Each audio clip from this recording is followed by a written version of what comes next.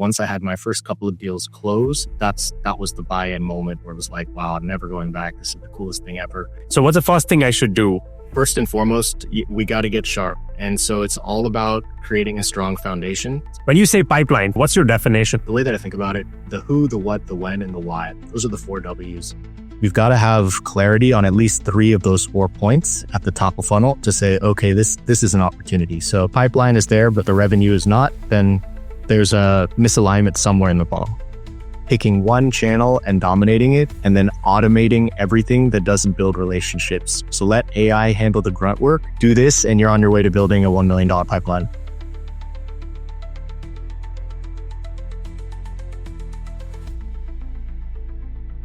Most people talk about revenue.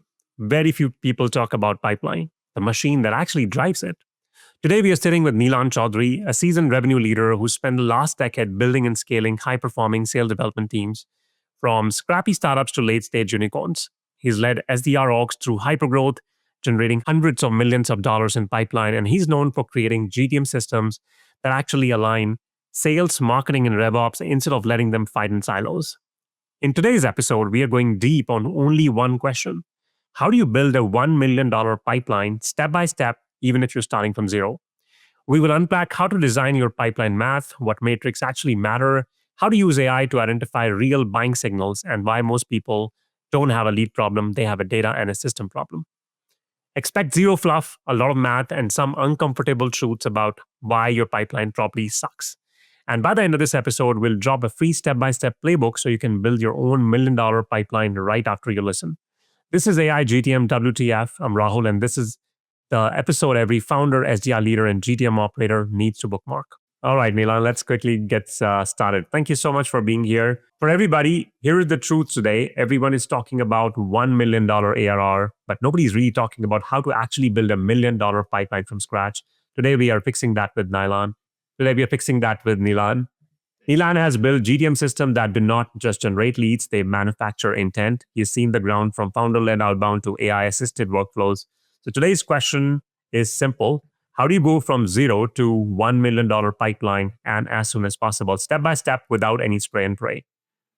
And before we get tactical, Nilan, tell me something. What's the first principle you ever built?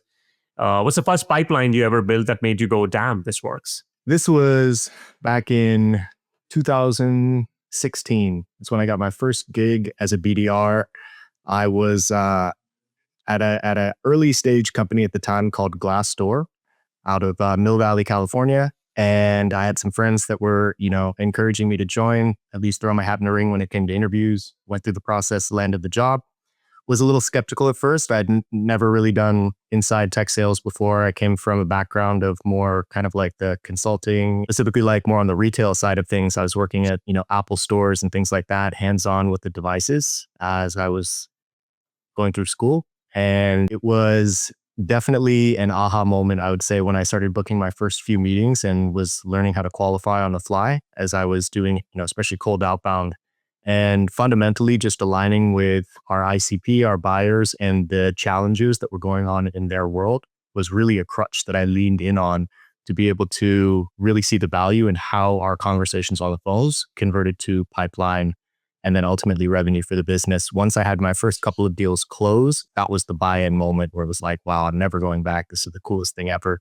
I can connect with a stranger and, 30 days later, generate some positive results for the business from a revenue standpoint. So never looked back, super exciting, and have been on the rocket ship ever since. That's amazing. I mean, I can totally imagine a lot of people who come from real life, in-field experiences. I think they definitely make like better salespeople. Again, just my opinion. I'm assuming that's the case with you as well.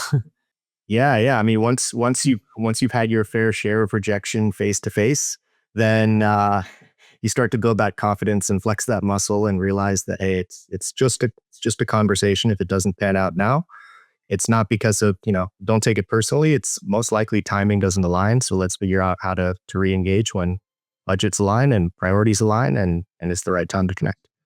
Love that. Now let's talk a little bit about our topic. Everyone wants a $1 million pipeline, but very few know what it really takes. What is the first myth you would kill about pipeline building? So, things like understanding deal velocity, things like the ACV, those types of things are important for sure. And then kind of reverse engineering it to understand, okay, well, if I need this much revenue closed, then how much pipeline do I need to cover it? So it's like, what's my close rate? Do I need, 10, opportunities to close one, or do I just need 3 opportunities to close one? So sitting down early stage with all the key stakeholders, whether that's the CEO founder himself, or whether it's the first AE or a go-to-market pod, and kind of understanding the math behind the path. Once we understand, the math, we can create a path around it to execute the pipeline coverage. Wow, that's interesting because, and I want to tap onto that a little bit because what I've been hearing is, and I come from the school of thought where I strongly believe the same. If I know exactly how many meetings do I need, how many opportunities do I need, I can always backtrack the whole math. But what I've been hearing is all these AI companies are talking about, oh, that math doesn't work anymore. What do you say about that? I think a lot of it has to do with product market fit and, which industry specifically we're selling into. I mean, granted, today there's a lot of saturation, there's a lot of competition within the market. So, I think again, where AI is only going to help is when it comes to doing sort of the manual laborious tasks of data enrichment, list building, sure, some of the emailing, but really like fundamentally, it's not here to replace SDRs. It's here to help us move faster and to focus on the right things. So to tie back into your question, it's like, if the messaging is crisp, and I'll talk about that in the second section, but it's all about having a strong foundation, messaging, aligning with the team, and really understanding the metrics and the math to create the path. All right. I think, yeah, you're right. I think it's easy to talk about pipeline in theory, but mechanics are where it gets dirty. So let's get into it. Let's start the fun stuff. When you say pipeline, first of all, what's your definition? Is it deals, intent, or opportunity creation? So I've, in kind of being in this for about a decade now. When I say this, I mean go to market, top of funnel, pipeline, lead gen, and all the way through to closing deals and revenue. I found that the real value of, especially an SDR team, is all about opportunities and qualified opportunities specifically. So the definition of what an opportunity is for me, it's got to be there's got to be more to it, more substance than just an intent signal. There's got to be at the basics some form of qualification criteria. And I think to keep it simple, we need to have 3 out of the 4 W's. So we need to be speaking with, the way that I think about it, the who, the what, the when, and the why. Those are the 4 W's. We've got to have clarity on at least 3 of those 4 points at the top of funnel to say, okay, this is an opportunity. So think about the who. Is this, ideally, if it's the economic buyer, top tier, it's not the EB. Is it a champion or a coach or someone who can influence the deal? What? So understanding kind of what the current state is, what some of the priorities are, the challenges and the way that they're currently doing it, and what tools they're currently using to get the job done. Why is kind of like the why change. This one is important. It's kind of like identifying a gap in the current process, and why even change that current process. What is inefficient about your current process? And then when, of course, is the timeline. I think at top of funnel, especially outbound, the when is the toughest bucket or box to check, because especially with outbound, it's like it takes time to educate the market. And that's a big part of our positioning, is coming across as educational and consultative. So 3 out of the 4 W's, I think, is the minimum criteria that SDR should be following when it comes to opportunities. Wow, I think that's pretty simple. And I don't know why everybody's trying to complicate it. Awesome. All right, so we're all starting from zero. Like I said, consider that I'm an operator, founder who's trying to build my pipeline for the first time. So what's the first thing I should do? Think about ICP, data, channels, message. I mean, you can call it like the first week, but first and foremost, we got to get sharp. And so it's all about creating a strong foundation. So what we're doing to create that foundation is really getting clear about who exactly feels the pain enough to the point to want to buy. So I'm pulling firmographics with tools like, Clay or Apollo, layering in intent signals from LinkedIn, and then mapping ICP bets. So we should have some general understanding, is our ICP in finance, or is our ICP in cybersecurity, or is our ICP in HR, right? and then kind of making some educated bets there. And again, this is an exercise that will probably be conducted by, the founder, the head of business development, some sales folks. It's the lean team and it's just me. That's my approach to it. All right. So again, I'm gonna circle back to the pipeline math which you mentioned earlier. For somebody who's listening, how do you back calculate what a $1 million pipeline actually looks like in practical terms? So basically, let's take a $10,000 ACV. I think we can fairly estimate $1 million divided by 10,000. That'll probably be 1,000 opportunities. Or am I wrong? Is it going to be? Yeah, that's going to be 1,000, right? Yeah, 1,000 ops. That sounds right. Okay. Is my math right in the sense, like, is that the right way to do this even till today? Like, I know you mentioned that PMF, all of this do play a role.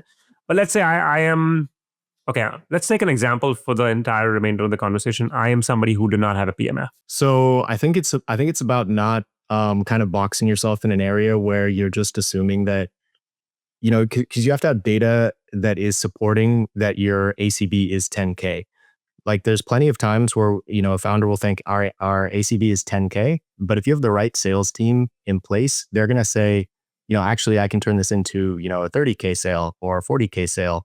And so it's you'll have a mix, a blend of deal sizes is what I've seen to be the norm. And so if you're saying early on that, I think this is going to take 1,000 opportunities to create, then you're going to have laser focus and a combination of brute force in order to get to that volume of 1,000 ops in 90 days. But understanding there's going to be cases where it's above that. I think that's an important call out. The early on, especially, it's also very important to work with founder communities and maybe, even some VCs early on to really have your first customers design partners. So it's kind of like scaling by osmosis where people are connecting, they understand the problem and the pain. That's when I think, as a founder, you have to be really in tune with what problem it is that you're seeking to solve in the market, and then working with, your network investors to evangelize that and get your first few customers. Doing it completely from scratch with 0 customers is kind of, I think, a different even talk track altogether, because there is so much ambiguity in what the product is really doing. So once you have your first few, that's also important because you can then create case studies and kind of point to different industries that you're seeing results in. And most importantly, getting feedback from your customers and end users. Again, those design partners to help you scale and hopefully reduce the amount of opportunities that you need to get to that, revenue milestone. Wow. Okay. Makes sense. All right. Let's talk about this. That what is the first bottleneck you would see in founders who's always say, "Hey, we need more pipeline." I think I never get tired of listening to this. Yeah, that's a great question. I mean, if you have a top of funnel engine that is producing you opportunities that have been aligned, the definition of an opportunity has been agreed on, but the revenue is not coming, then there's a couple things that I think it's important for founders to think about. First and foremost, as a sales team, are we executing, right? So how are we approaching these calls? What type of enablement and resources are being used to help coach the sales team to level up? And how are we using AI to support enablement at scale? So I thought those are some real conversations that need to be had internally, because if the pipeline is there but the revenue is not, then there's a misalignment somewhere in the funnel. All right. So tell me something. What are some of the pillars, I need to make sure I have? So for example, like you just mentioned, I need to make sure I have enough customers. I am beyond PMF, or if I'm below PMF, then I need to, of course, go through my founder circle, investor circle to get in my initial customers so that, of course, I can do name dropping or perhaps, find lookalikes of, what the successful customers look like. And let's say we are beyond that stage where now you are being brought in, where you are told, okay, we are beyond PMF. Now build us $1 million pipeline so that, and we have already figured out we are closing at 20 to 30% closure. And we are keeping in mind that, yes, there will be few upsells. There will be few deals which will go beyond 10. But let's assume for the sake of the conversation, it's going to be $10,000. What would you do? What kind of systems would you set up? How would you go about setting it up? So the next key pillar here or foundation is going to be messaging and tools, right? So testing messaging is so critical, especially early on. And with AI, we can do it at scale now. So, it's now we can basically A/B test 10 versions of the same email with different tones, different hooks, different AI tools. Call it, something like ChatGPT, or you could use, something like Reggie or Lavender to let me do in a week what used to take a quarter. In 90 days, we have no time to waste, right? Or to spare. So it's, week 2, week 3 is getting really crisp with the messaging and using a data-driven approach. So we've got to have the right tools in place to understand, the fundamental metrics of open rate, reply rate, click-through rate, sentiment on the reply. Is it positive? Is it neutral? Is it negative? Same thing across phone, across LinkedIn as well. So like, how is our messaging resonating with prospects? Out of how many connects are we converting to conversations and conversations to meetings? Those are going to be kind of the leading indicators on the effectiveness of the messaging. And it's important that we move fast and we iterate and A/B test. With AI, we can do it at scale. All right. Let's talk specifics about the systems we need to have in order to make these tests, right? I'm assuming we are going to have a few emails. So tell me everything about like how many emails do I need to purchase? How many domains do I need to purchase? Are there any specific tools I need to purchase? Yeah. So, with this specific example of a 10K ACV and needing, say, 1,000 opportunities to generate that revenue milestone, there is going to be an element of brute force, for lack of words, but it's got to be very, very focused. And so tools that are going to help with that are going to be, tools like Clay, Apollo, Instantly is another tool that I've scaled with. We'll create multiple domains. So if we've got a team, say, of 3 SDRs in-house, I'm just making it up, or even if it's just one, we can create 20, 25 variations of domains. So obviously it's important that for the prospect, they understand, who the email is coming from. So, it should be clear in the domain, but if it's variations on .io or .us or things like that, you can use to execute volume at scale strategically. I think that's important. Then even before that, though, it's important to factor in things like domain health. Are we warming up our domains? So I think tools like Instantly do a really good job at maintaining domain health and then also letting you run some of these plays at scale. What I found AI does really well today is AI can help with, responding to demo requests and kind of creating a programmatic outbound playbook. So it can kind of feed you leads that it's recognizing is engaging with the system or coming to the website or looking at different intent signals. But we need real humans in seat to do a lot of the qualification and sort of the programmatic outbound once it gets a layer deeper than just a demo request on the website. So I think that's an important call out as well. That's interesting. And we'll definitely talk about that in some time. But let's get back to the domain. I think you did mention that, a couple kind of tools like Instantly, which will help you maintain the overall domain health. If I purchase, let's say 20 domain today, ensuring, they resemble like my brand, how long do I wait before I can send them emails? Best practice, and there might be ways to even do this faster now, but I've seen give it at least a week to 10 days to really get it warmed up to maximize your probability of not landing in spam. So to have the highest actually kind of land rate in the inbox, I've heard 7 to 10 days is kind of like the optimal time. But again, things can be accelerated now. I'm sure that there's some, updates to the platforms that these vendors have introduced that'll help to move faster.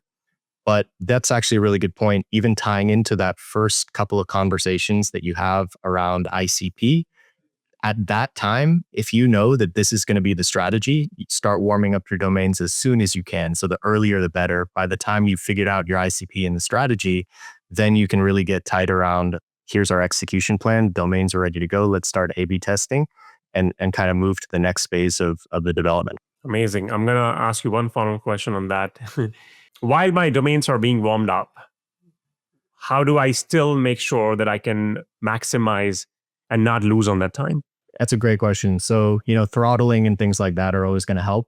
A lot of these platforms that I mentioned, whether it's Instantly or Apollo, they have sort of academies, and there's a ton of, it's when we're doing this at this stage, it's really important that we're doing some listening to podcasts like this and doing our research and homework to figure out kind of the best practices as we go, because things change so quickly. But the reason why we want to warm up the domains is it's all about reputation. So we are trying to show the systems and the internal kind of filters that we're legitimate. We are adhering to the various like policies that the domain holders have like put into place. And here's how we're complying. So fundamentally ties back into compliance. And anytime you can prove to the systems that you're being compliant, you're playing by their rules, they'll also help you play by the rules and help you land in the inbox. So that's a big part of it. And part of the reason why the vendors do that is because it's a prospect centric approach for them, or a customer first approach for them, where they don't want people to get, spammed by, bots and, potential hackers or breaches or anything like that. So these are just kind of like the best practices to do prior to scaling that motion. Okay. All right. I think one of the tool I would want to mention, which I use personally, is Zapmail. I think it is I would say it once in one notch, a little better than Instantly. I use Instantly too. And the way it is better than, let's say, any other tool is it also lets me buy the domain, and I don't have to figure out purchasing the domains from Google anymore or Microsoft anymore, because it lets me purchase right within. And it does the entire setting of the DKIM, every boring thing which we wanted to do earlier, it can do it. Yeah. And to answer your question earlier, I don't think so any of the AI tools have accelerated the whole warming up process yet. They still recommend that we wait 14 to 28 days at times. Uh, Yeah. So yeah. Cool. Cool. I'll have to check that out. Yeah. Now, all right. So we have our domain set up. What's the next step? Next step really comes down to like the team and understanding the budget. The budget part can also be talked about, early on. It probably will. A bit of a contrarian take here, but especially being lean early on, I think it's important for founders to consider that, fewer, sharper reps beat bigger teams. And so, I'd initially run this with, one or two SDRs and one AI brain to help them move fast. So you have, a RevOps builder who is kind of setting up the systems, doing the domain warm up, making sure we have the right tools. We have like one A player SDR who's kind of like a player coach. And we have a tool budget of, just call it 3K. So AI is going to handle 70% of the grunt work, the data cleanup, the first touch copy, the prioritization. This is real leverage of AI. Small team, big impact is the way I think about it, with how we use AI to kind of execute, make up for budget and things like that. Okay. Now, so speaking of the budget, could you give us a fair understanding of what is the minimum and maximum we're looking for? I know while there cannot be an upper limit to anything, but there has to be some limit that, hey, you need to have a basic $3,000, $5,000, whatever that number looks like. So I think, there's tools out there. I'll give a shout out to Apollo. That's one that I've used a lot in past life that do a really good job, in my opinion, at kind of the best of both worlds. So you have the data enrichment side of house, and then you have the sequencing side of house. I think those are some of the fundamental core pillars that you need to be able to execute, because we can all point back to the data that's coming from, Gong and tools like that today, where it really does take, 8 to 10 touches across multi-channel to land outbound meetings. So sure, there's ways that you can create email only campaigns and non-exclusive default settings and sequences, but fundamentally it's about the right people, the right messaging, and a multi-channel approach that spans, call it 1 month, 12 to 14 steps for outbound. At least early on, once you have some hit rates and some data that you can evaluate, then you can fine tune and change things up. But fundamentally, tools like Apollo, again, have been really helpful in kind of consolidating and letting us kind of use the functionality of two platforms in one. But there are limitations, when it comes to like the amount of domains. That's why, tools like Instantly, I think, do a really good job at helping. So one approach that I used at an early stage, startup, was using kind of an email only play, and then a LinkedIn and call play from a different platform. So we use Instantly for email only. And then we would, of course, kind of monitor the metrics on our open rates and reply rates for intent signals, call them, yes. But really, we would be doing a lot of our meetings would be coming from the phones. I think that's still a trend that I've seen, at least in the Americas, is that the best performing channel for outbound is still the phones, especially as you go up market. So really being cognizant and focusing on that and understanding that there are different channels and not leaving any stone unturned, right? So using every channel, every platform, every avenue to create that prospect centric experience for the end user. All right. I think I have tons of follow-up question now. Okay, number one, you mentioned that how you kind of swear by Apollo. Why do you think Apollo gets like a bad rap? So I think it's important to call out. I mean, there's a lot of great platforms out there, and the more upmarket that you go, typically you have a dedicated tool, call it Outreach, or yeah, I'll just call out Outreach for your SEP, and then you have Zoom Info, and you have Lead IQ, and you have Apollo for data enrichment. In terms of like the consolidation play, I understand that there are kind of ethical things to factor in as well. And I understand that some of these platforms do a lot of scraping. Where are they getting their data from?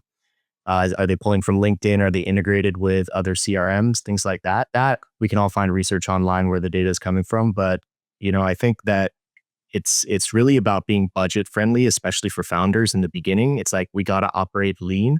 And so the speed at which the market is evolving, I'm sure that there are other tools out there like who do kind of that enrichment and SEP side in addition to Apollo. But that was the one that I had used early on and that we saw great results from.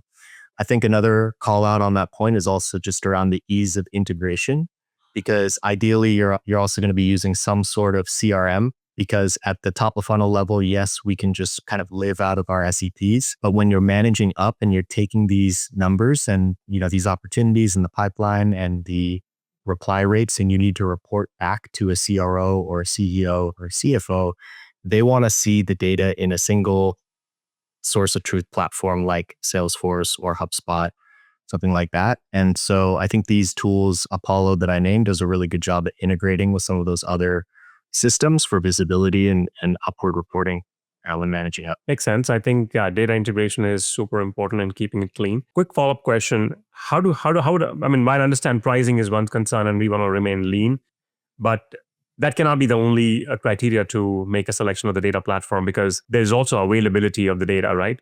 If I'm selling to a particular audience, where my data is not even residing on Apollo, I really don't care about whether it's $99 or $299. And I'm pretty sure you and I would agree that, given the amount of time we had spent with sales development teams, one data tool is never enough. So how would you go about selecting data tool? When do you recommend, all right, this is the time to get another one, and this is the selection criteria to go for it? That's a great question. My favorite question of the day so far, and there have been a lot. But data is king, right? We can have the best team, the best messaging, the best understanding of our ICP in the world. And if we're reaching out to people with invalid email addresses and invalid phone numbers, we're never going to hit our goal. So, I think this is where it's really important for SDR leaders to kind of like live in the community and also meet their prospects where they're at. But there's a lot of tribal knowledge in various communities about kind of the best data sources. And I also want to just call out this varies drastically based on which part of the world your ICP is in, right? Like I know there are tools in EMEA that have better data than tools in Americas and in APJ and APAC as well. But what I've seen, you have these big platforms like Zoom Info, you have, Lead IQ, you have Apollo, and then you have the new players in the space. Well, I'm not sure how new they are anymore, but you have companies like Clay, right, that do these kind of waterfall flows, and they can aggregate data from multiple sources. And at the same time, they can validate or invalidate numbers. So it's like, I mean, there used to be processes where we would have data enrichment teams in-house, humans, and they're basically correlating data from two different platforms. If both numbers match, putting a check mark, okay, this has got to be a good number because it's double verified. So I think AI, that's a perfect example of where AI has come in to help us with validation, to help us with list building, to help us with data scrubbing. And so shout out to Clay, they do a really good job of kind of that waterfall flow now, where they can integrate data from Zoom Info, Lead IQ, a lot of these platforms, and then give you a single source of truth. Once you have your data, then you can plug it into your SCP and start that outreach. Yeah, I think that's a great example. I mean, I never used to like Clay because of how complicated it used to be, but I think it's becoming so insanely easy now. I just pulled up a list of, I had a list of 4,000 account executives, and we were trying to run a play. And it took me less than 15 minutes to clean the entire list and get what I wanted. And now, because I don't have to think about tables, because that was the biggest problem earlier. And for anybody who's listening right now, you can simply chat with their AI and just tell the AI what you want, and it will start creating the tables based on what you want. And it will also alert you how many credits are you going to spend, so that you don't worry about, oh my God, all my credits are gone, because that's another concern. So Play is definitely your savior, but you need to know a little bit in order to use it. Thank you so much. I think I'm really, really enjoying it so far. I'm gonna jump onto messaging now, assuming that we have the basic infrastructure set up now. Talk us about how would we go about thinking about messaging, because that's the crux, right? If my messaging does not sit, none of this really matters. The data, the domain warm up, none of that matters. Messaging has to be crisp. It has to be concise. Our goal is to be brilliant, brief, and gone.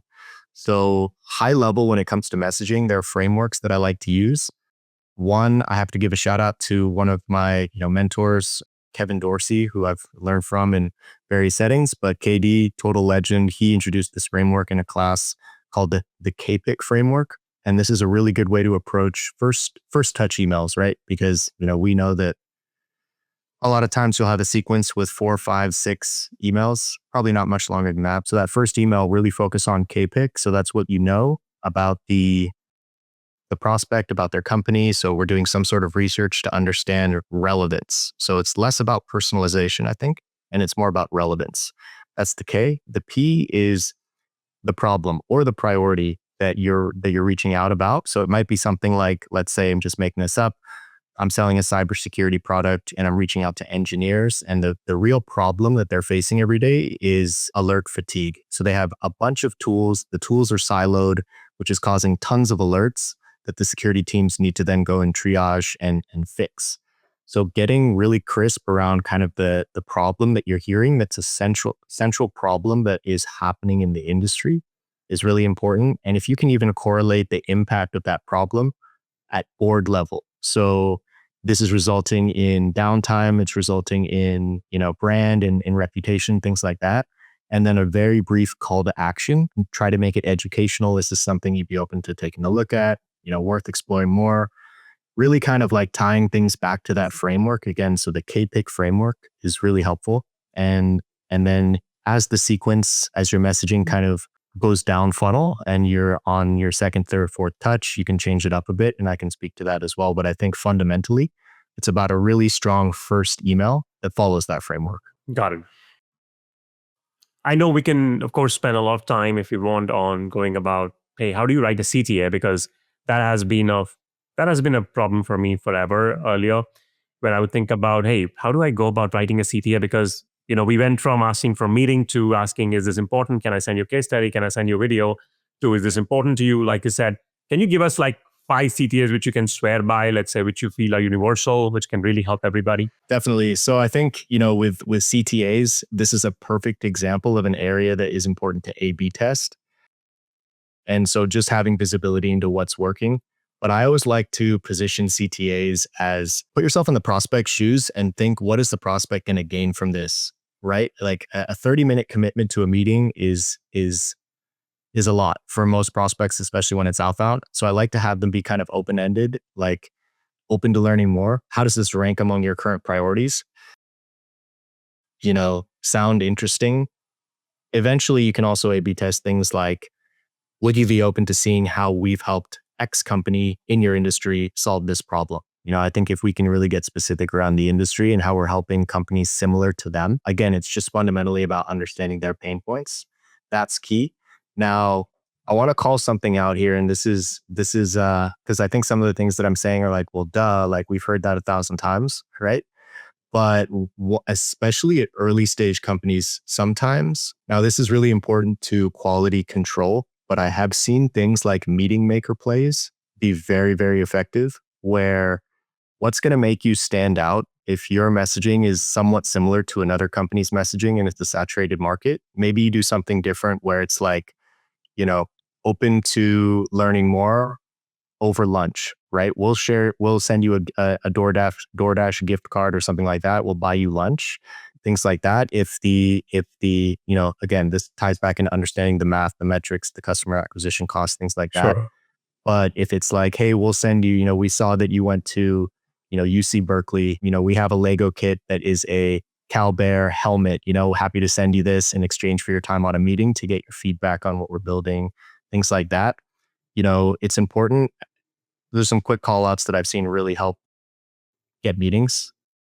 But at the same time, there's got to be a quality control where if we are, using platforms to send gifts to prospects, they've got to be the right prospects. So 3 out of those 4 W's have to be clearly identified. If it's not working there, then there's going to be a problem up, through the funnel as you have these conversations with conversion to quality of opportunities and revenue. I'm loving that. I think I've never tried the whole, lunch and learn. I've been offered that. However, I have never used it because of the acquisition cost and whatnot. But I think it does make sense. And I know tons of other companies who swear by Sendoso and similar practices to make the best use of it. I think that's a great point. And I think what you said about CTA is kind of simple yet very profound.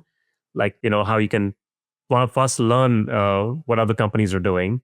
Then, like you mentioned, something as simple as would you be open to learning more? Actually, I had a follow-up question on that.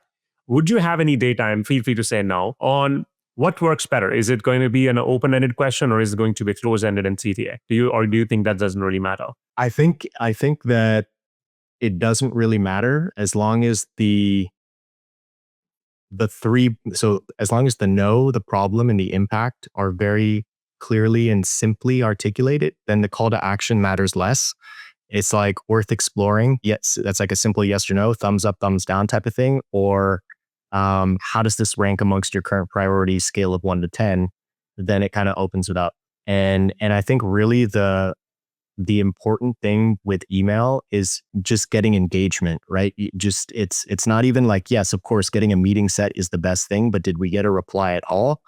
Is this subject line resulting in more opens? Things like that are equally as important to understand early on. And then if there's a way that you can sprinkle in some of the, hey, to sweeten the pot, right, if you will, making connections in the field is tough enough. We'll send you this awesome Lego kit or lunch on us. If you're open to learning more, is also going to help with like meeting set for sure. Now let's bring some AI layer into this, where we talked about can AI do this? Can AI do a better job? Where I can bring in AI, and AI can write messaging as good as Nilan can write based on his years of experience. And I'm a founder, I'm an operator who does not have a lot of experience, but there's so much AI. There's AI SDR. What can I use? How can I amplify all of this? So it's really important to control the AI, first of all. So you have to give the AI the prompts. And I'll give you a few specific examples. So if you're having AI specifically help you with copywriting, give the AI the best prompts, like the framework that I called out, the KPIC framework. Say, here's how I want you to structure this email. Here's how I want you to think about the sequence. You can even give it frameworks like, I want to use a challenger sale approach or a gap selling approach. So my idea here is to be consultative, to get the prospect to think in a different way about a unique business problem that they're having, but that is also common enough across the industry that's gonna land.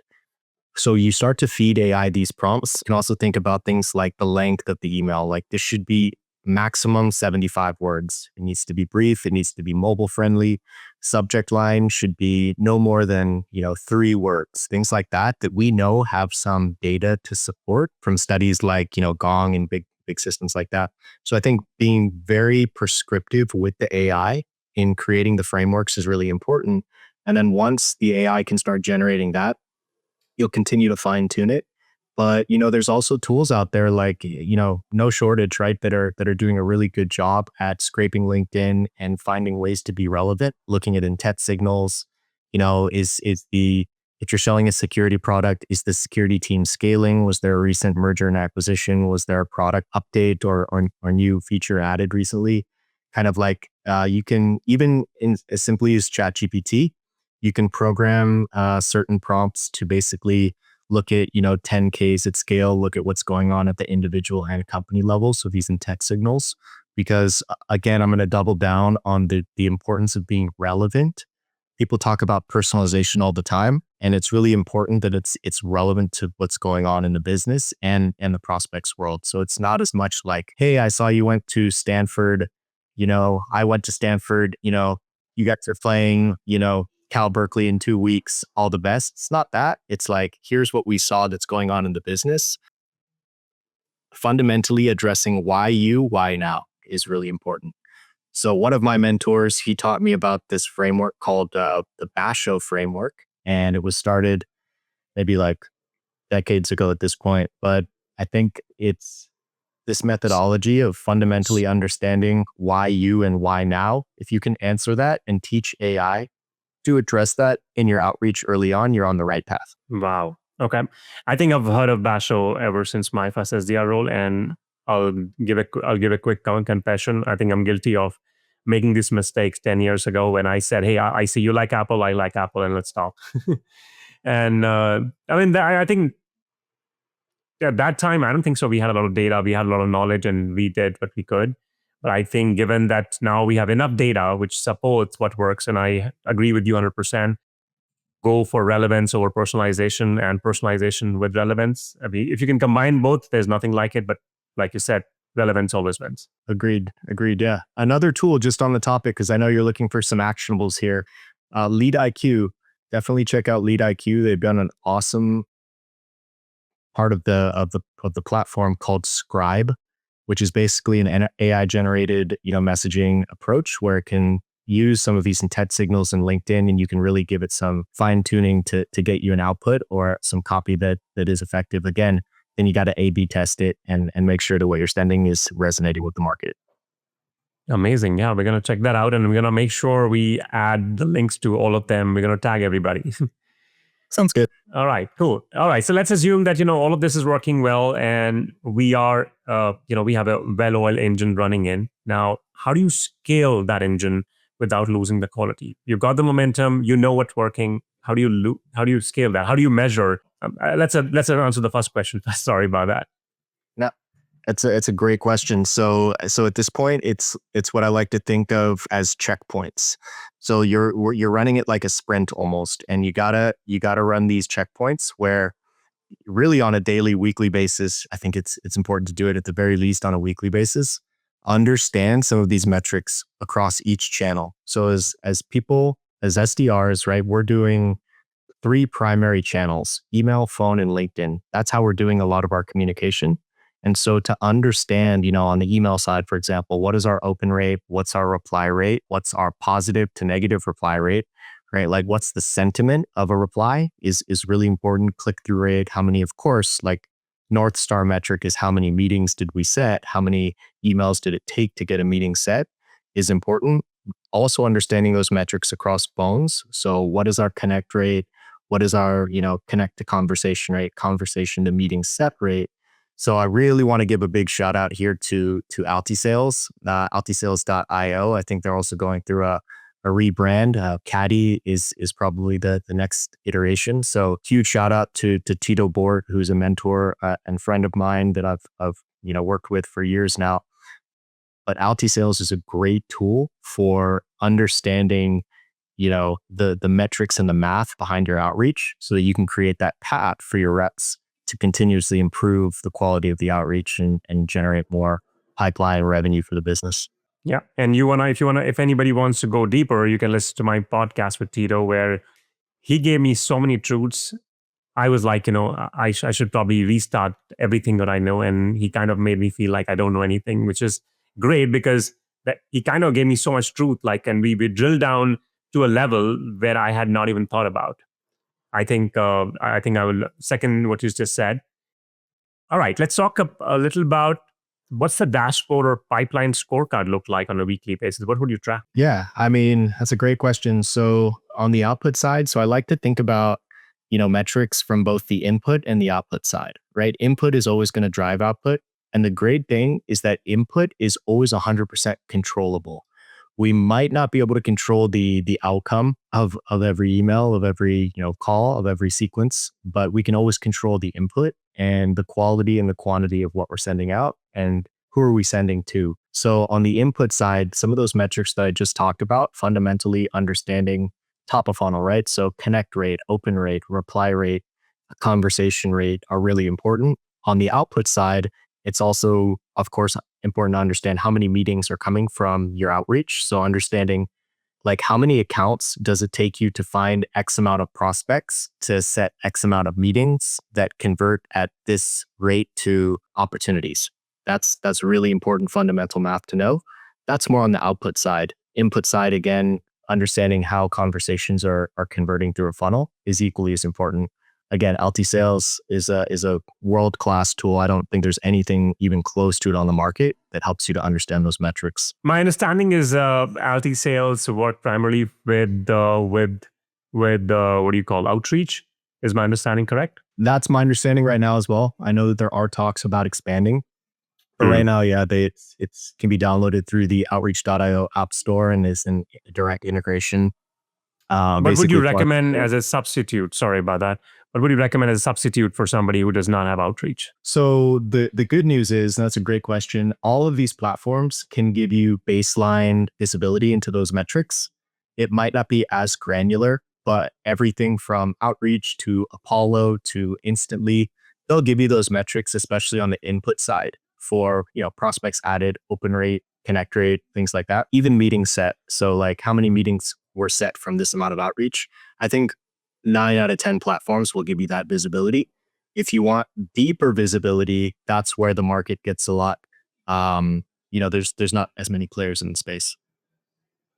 Amazing. Yeah. I love that.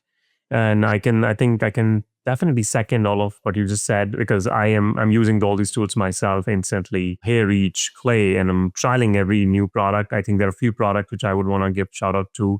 One of them is Octave. It actually helps you write your messaging so well. And once you tweak the messaging, it can actually integrate with Play directly. And I'm in the process of trialing that right now.